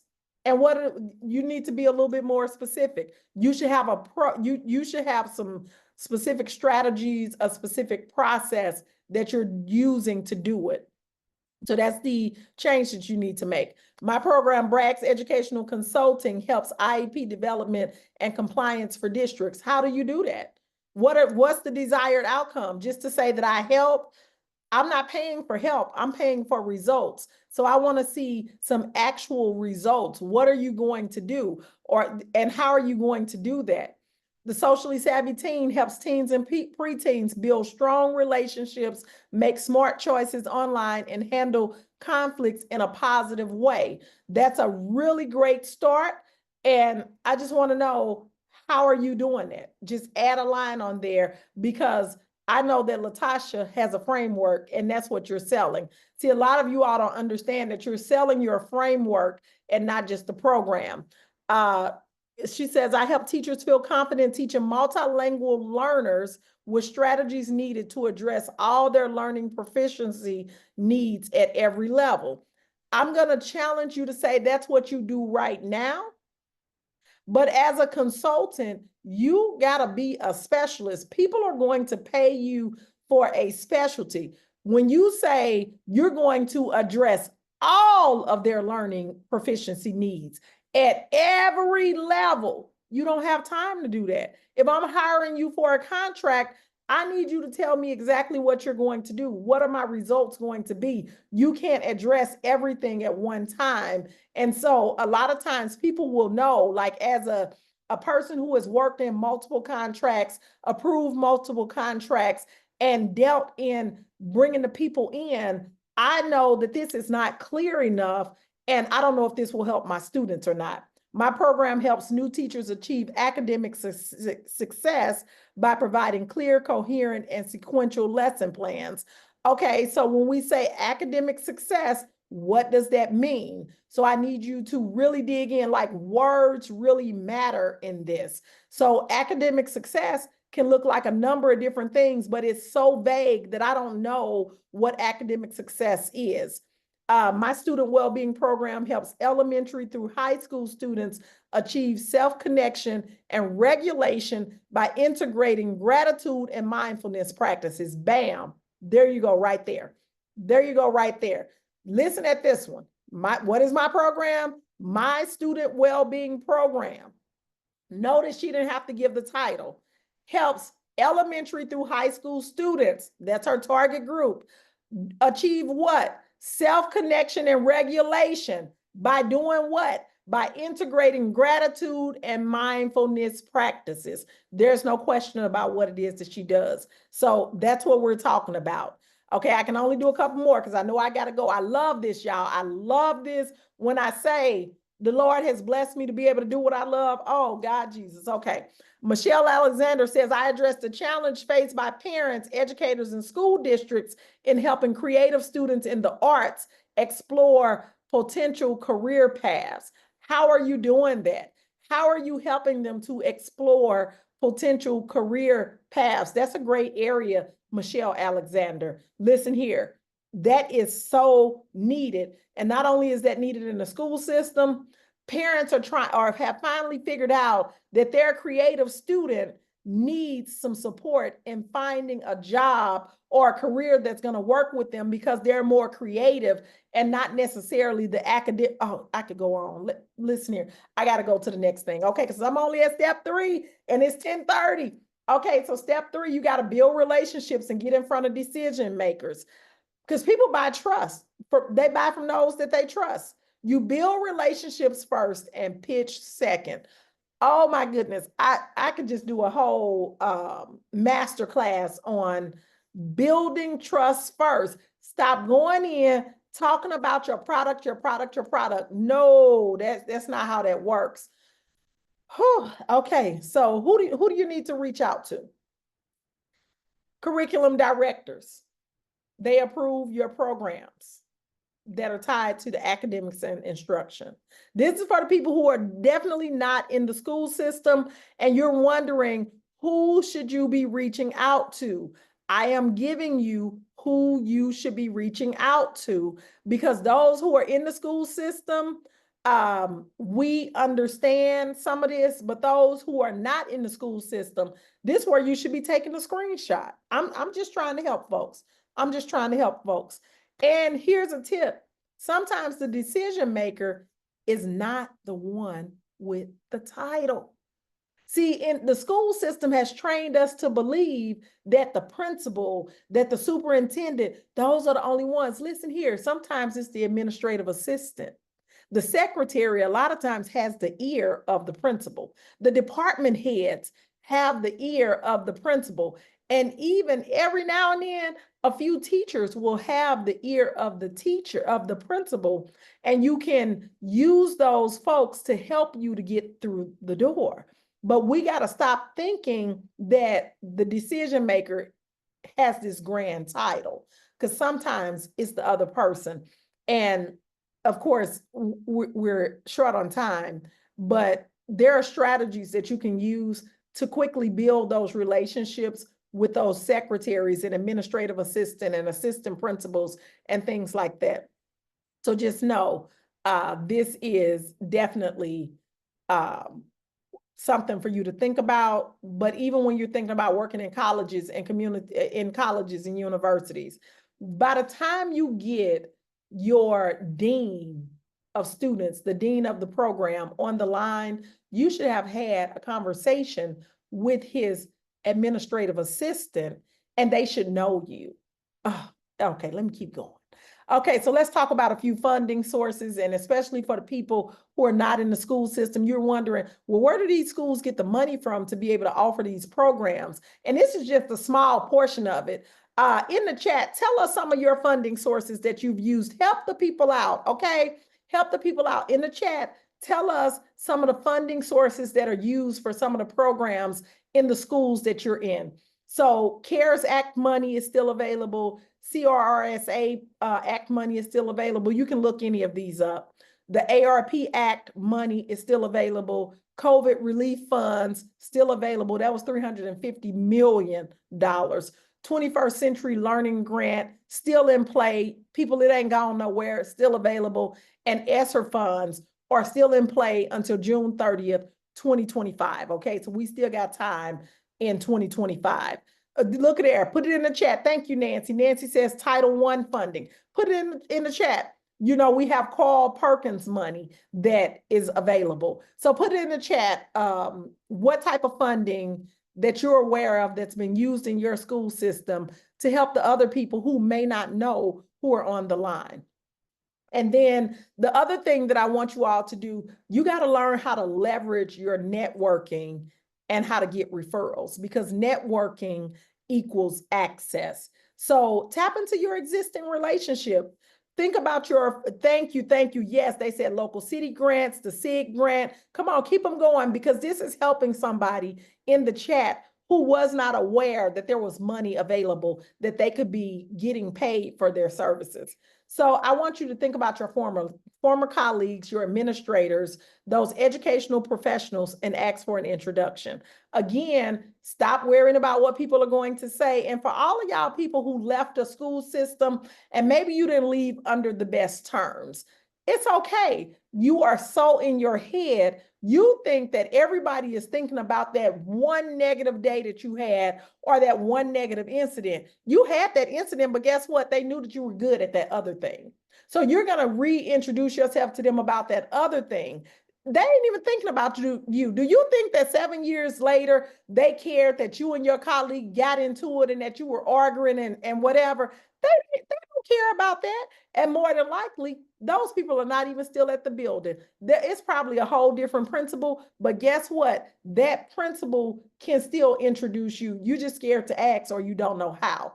You need to attend local events like board meetings, educational conferences, and community forums. We have a group right now in our mastermind who will be presenting at an educational conference. I can't think of which one it is, but we got 6 people who are presenting at an educational conference. Guess what?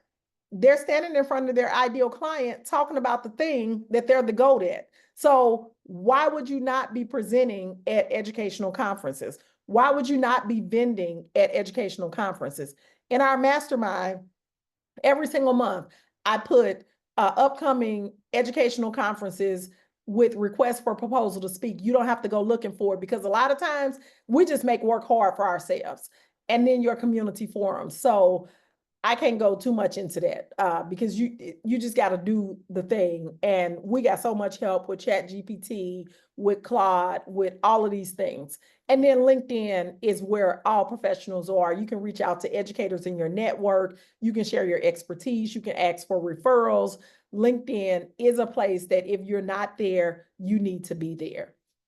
And then step 4, we're going to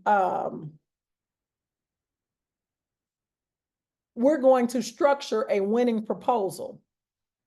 I need us to understand that your proposal is not a grant application. It's not academic writing. It's a sales document that shows how your problem solves a school program, a school problem. One of the biggest problems that I see, and right now I'm in the process of reviewing 3 proposals, giving them my expertise, helping them to restate the key points of the proposal.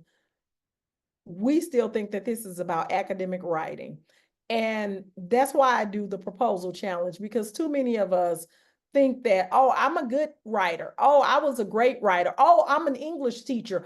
Oh, writing is my gift. It may be, but that's not what we're doing in a proposal. And so I have people who will say, oh, I got approved for 3 grants. My writing is good. Okay, keep writing for those proposals. And then after you do 15 of them and don't get approved, you're going to say that it doesn't work. No, it's not that it doesn't work. You don't understand. And so the truth about school proposals is that the academic writing is not like a dissertation. It's not like you're writing an email or applying to a lengthy grant application. You do want to be clear. You want to be solution focused with your pitch, and you want to show how your program benefits the school. You got to have the results, and you got to have a reasonable budget. But in order to wrap that up in a package that is useful, that is relatable, that is impactful, and that also pulls at your emotional ties and get the person who's reading to shake their head to say yes, that requires a specific type of strategy. And so decision makers want to see how your program will make their jobs easier, not read a research paper, people. And not to mention that when we're doing these programs, a lot of us are not making people's jobs easier. Notice that I said, when I do my proposal writing review, I'm making your job easier. I'm not making it hard. I'm not telling you, go back, think about this, go and do some research on this. No, who wants to do more work? No, your job is to make their job easier, and they should be able to read through your program and see how this is going to lighten their load. So you want to clearly articulate impact and outcomes. So they want to know what's going to change. How will they see? What will they see the improvement in their program? And how quick is this going to happen? No one has a year to play with you. Like no one has a year to sit around waiting for some results. We need to get in, be quick, targeted, pointed, and get results. And then we can come back to re-up for another reiteration. It does not take a year. Can we get it done in 30 days? Can we get it done in 60 days? Can we get it done in 90 days? But a year, if it's going to take a year, that should be a big impact that you're making. And then what evidence supports that your program will work? There are a number of different ways that you can show support, and it doesn't necessarily have to be a program that you did. You can pull support from another program. So take, for example, I just showed you 2 articles, one from January, one from February, about programs that were put into play. You could take those programs and compare your program to that program to say, in Laredo, Texas, this is the program that they're using. Our program is structured pretty much the same way, and we get the same type of results. I hope that's making sense to folks. Or did I skip one? Okay. So then you want to use impact statements. Again, with the data, students participating in our mentorship program showed a 25% increase in school attendance. Teachers reported a 30% improvement in job satisfaction after attending our wellness series. Data, data, data, but not an overuse of data, just really targeted data that's going to help you to make the point that you're trying to make. These are the mistakes that totally get your proposal ignored.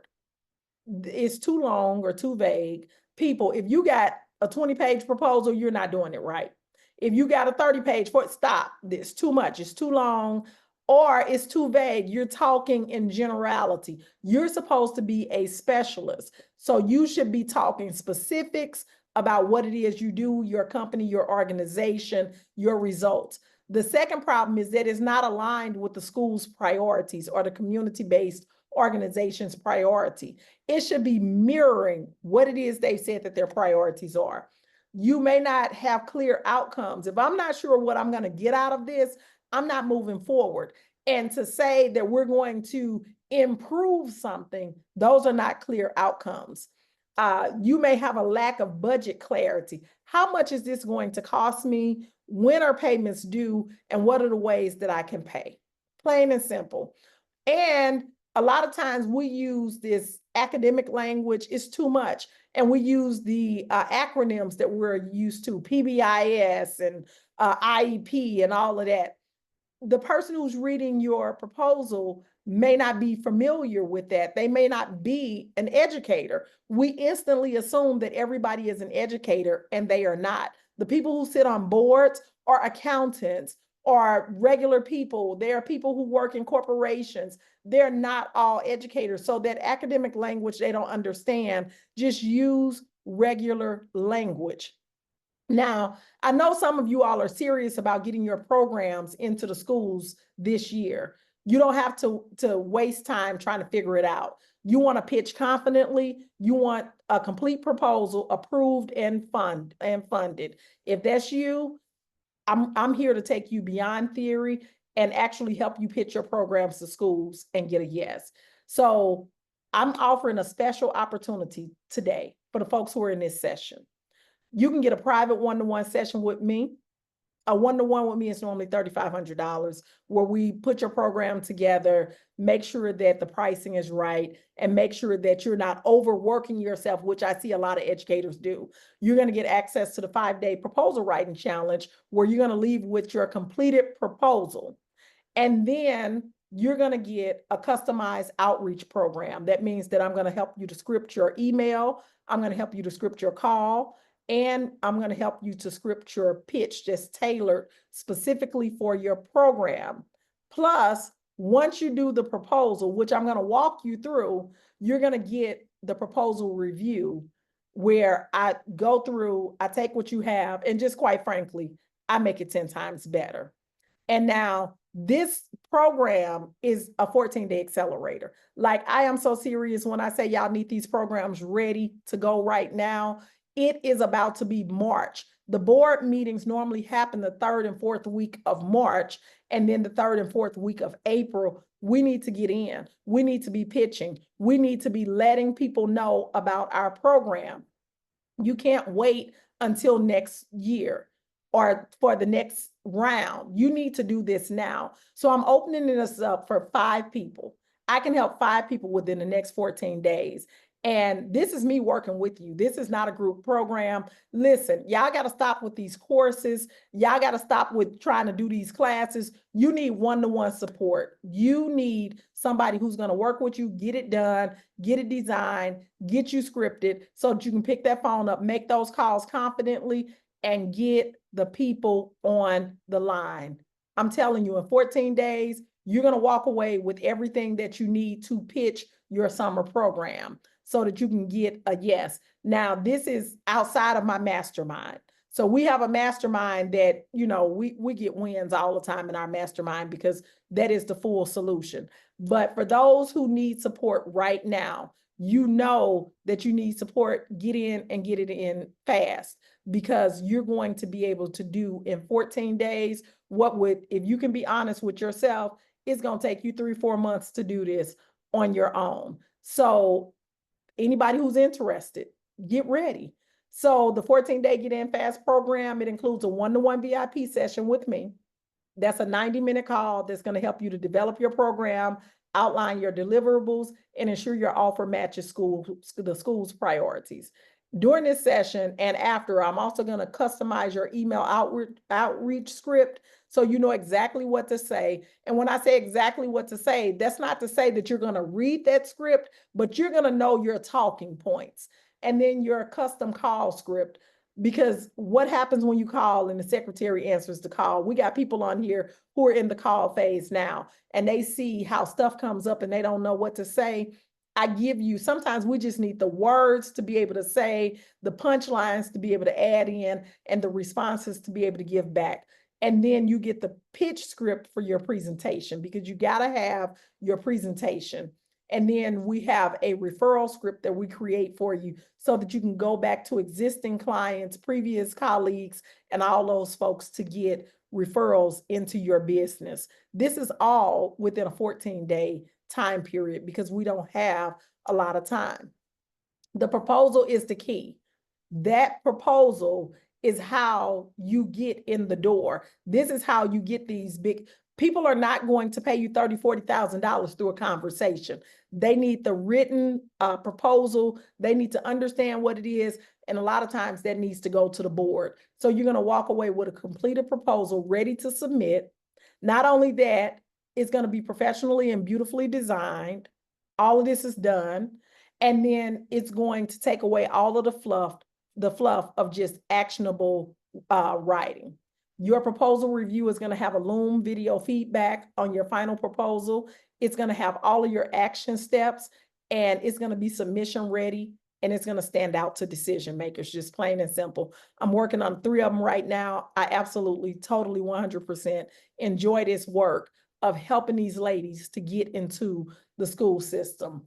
And just so that you know, decisions are being made in March and April. And if your proposal isn't ready by then, you're going to miss the funding cycle for summer programs. This is 14 days, done for you scripts, completed proposals, and feedback, all designed so you can pitch and close fast. This normally runs about $4,000.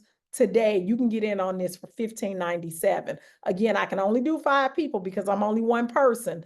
And so you gotta make a decision. If you know this is what you need, don't talk yourself out of this. You gotta make a decision. So step 5, let's get into step 5. I'll drop the link in just a minute. So step 5 is timing and follow-up for approval. Some of us, she said, LaQuanta says, what do you suggest as being a good page number for proposals in general? In general, your proposal should not be more than 10 to 12 pages. And when I say 10 to 12 pages, that's not of dense text. If you have a whole lot of writing, you're doing it wrong. You're doing it wrong. That's not what it should be. And so when I do the proposal writing challenge, I show you several examples of winning proposals. I show you what the design should look like, because so many people overdo it with the design. And I don't show you what a proposal looks like. I show you what winning proposals look like. And remember, I have 82 winning proposals, but I have over 300 that did not win. Okay. So I can show you what non-winning proposals look like, how we got to the evolution of the winning proposal, and what winning proposals look like. And this is all through the experiences that I've had serving on the boards, being a building principal, doing all of this work for these 25 years. So I hope that helps. So timing is everything. The right follow-up strategy can seal the deal, and many times it does. The timing is now. The best time to submit your proposals are now. Let me tell you, I have so many people who say, well, I sent them a proposal and they never got back to me. You think so? I want us to really think about that. Do you know the process for following up? Do you have a process in play? And what's the difference between following up and just pestering people? Like, do you know the difference? Do you know the difference? So March and April are key decision months. The boards are meeting to approve. And let me tell you, the earlier you pitch, the more funding options that are available. Those late pitches risk the sorry, the budget is gone response. And so that's why I'm trying to lay out for you when you should be pitching and why these times are so important. Those last minute approvals are for if money is still remaining. Those are typically done in May, because in June, the summer programs are in play, but everything has to be finalized by June 30th, 2025. And trying to figure this stuff out on your own, trying to figure out what are the emails that I need to send? When do I need to send them? How long do I need to take to wait? Each one is a little different depending on what it is you need to do. But if you understand the process, you'll be able to make it happen. So we got to talk about how to follow up and move past the gatekeeper. First of all, I want you to stop thinking that there are gatekeepers. Gatekeepers are opportunities and not obstacles. So I know that there are some people on here who are saying, yeah, you got to get past the secretary. The secretary is the gatekeeper. I don't know. I can't get past the secretary. Boop, boop, boop. No, people. The secretary can become your ally. That is an opportunity and not an obstacle. But you first got to change the thought in your head that these people are gatekeeping. When you're trying to get to the superintendent's secretary is your ally. I need us to understand that. And then I also want us to begin to leverage those pilot programs and those partnerships. Listen here, the pilot programs show results, and scaling is so much easier when because schools will invest in a proven program.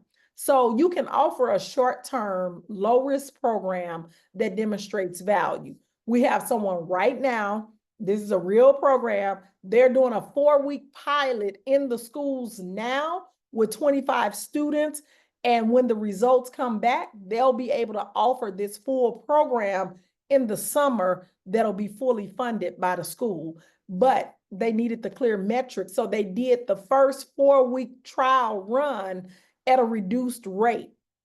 They took 25 students, the school assigned 25 students, and it's working out. So I'm just saying you can offer a pilot if you are available to do that. And this is an after-school program that's twice a week. We have two. One is an after-school program twice a week, and one is a consultant who's going into the school system on what they call their seminar days, and is doing 8 sessions with the students around college and career readiness.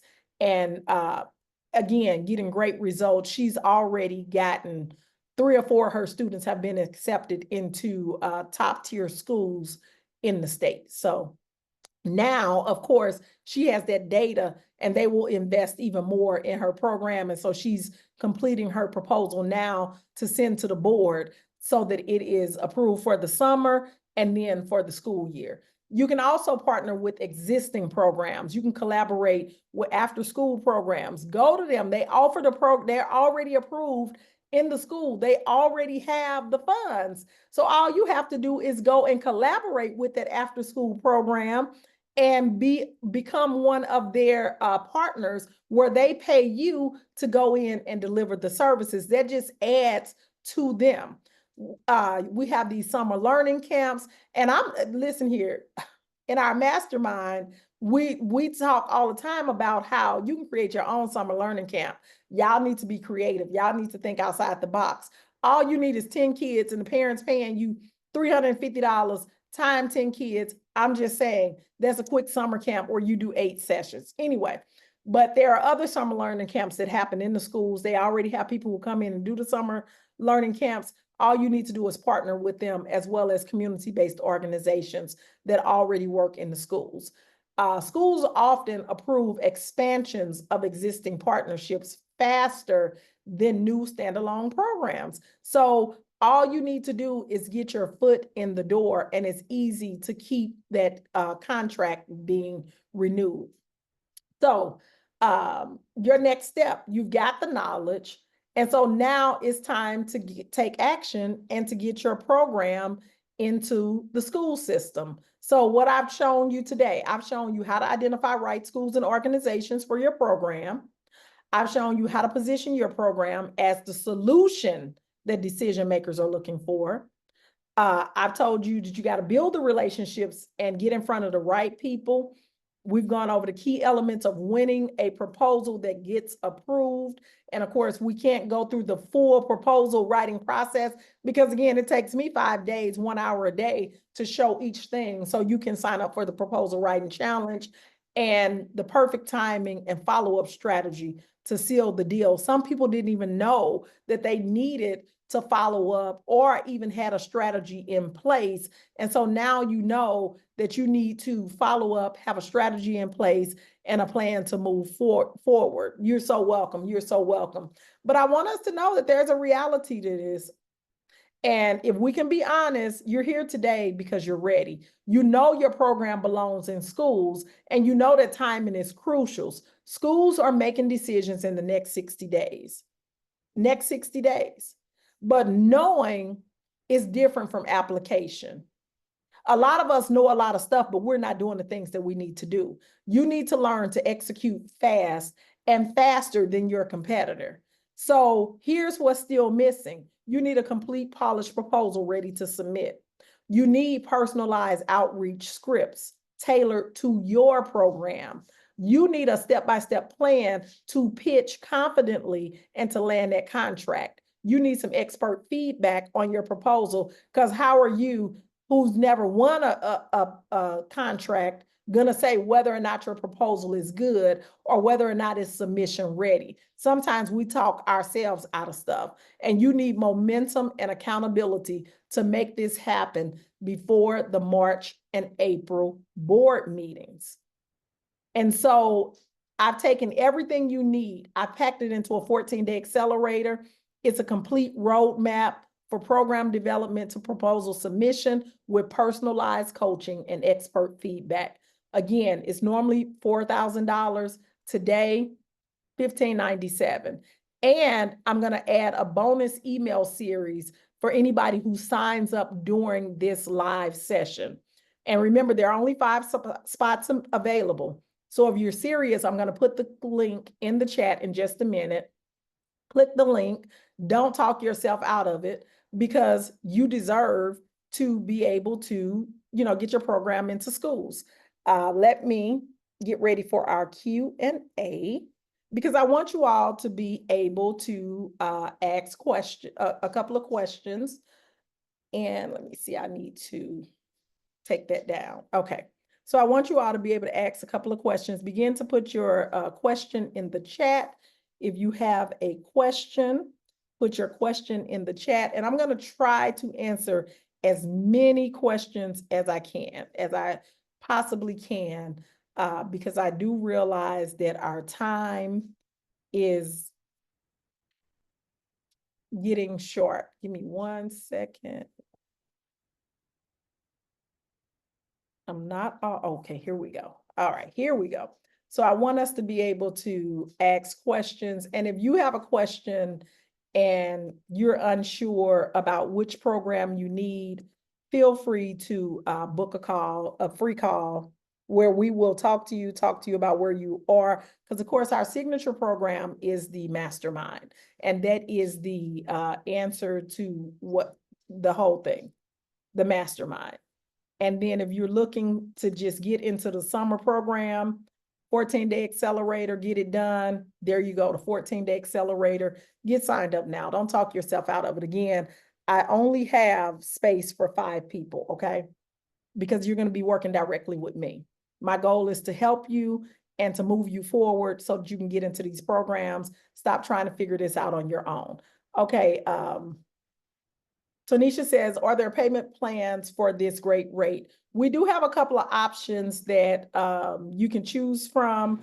And so that is definitely an option. The rate that we have right now is for pay in full. And we also have,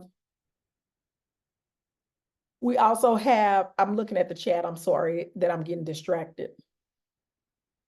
And so we also have the proposal challenge coming up. So with the proposal challenge, it's just going to get you the proposal. But most people after the proposal challenge, they still need the proposal review, where somebody who's experienced can look over your proposal. So instead of going through all of that, go ahead and do yourself a favor. People who've worked with me, they already know. Okay, so I'm going to stop the recording and we're going to go into the Q&A so that folks can ask questions.